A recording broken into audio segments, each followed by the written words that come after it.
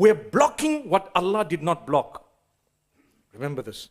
We're stopping what Allah did not stop. We're disallowing what Allah allowed. So how can you be happy? How are you going to have a happy home? Towards a happy home, you want to walk in that direction. Don't disallow what Allah allowed. If Allah allowed it, learn as a good Muslim. Like I started by saying your happiness is by developing your relationship with Allah. Wasn't that my first point?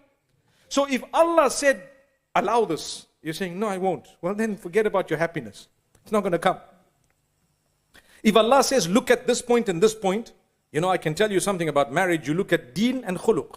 And the hadith says, if the deen is good, if the akhlaq are great, and so on, and both of them would like to marry one another, if you're not going to let that happen, the same hadith says there will be fitna and fasad on earth. People don't want to hear that hadith. They don't even want to hear it. Sometimes religious people don't want to hear it. But the world out there is filled with adultery, fornication, whatever else it is. If you're trying to get into marriage, you need to know you're going to need to help people get out of whatever you may consider unacceptable. And to do that, you have to go back to Allah. Otherwise, it's not going to happen. A lot of the people are suffering. I'm not going to ask you to raise your hands if you relate to what I've just said, because I think we won't be able to count the hands. My brothers and sisters, it's a reality. Make things easy.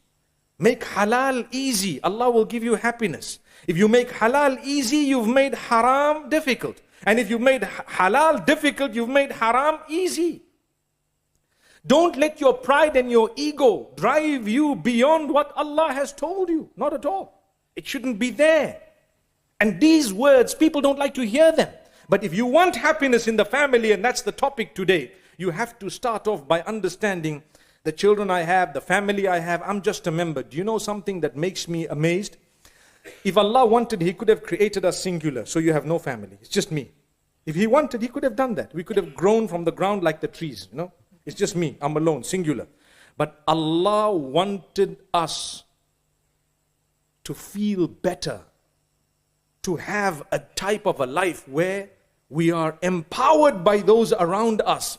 They support us so we live and we can actually have interactions that are beneficial for us.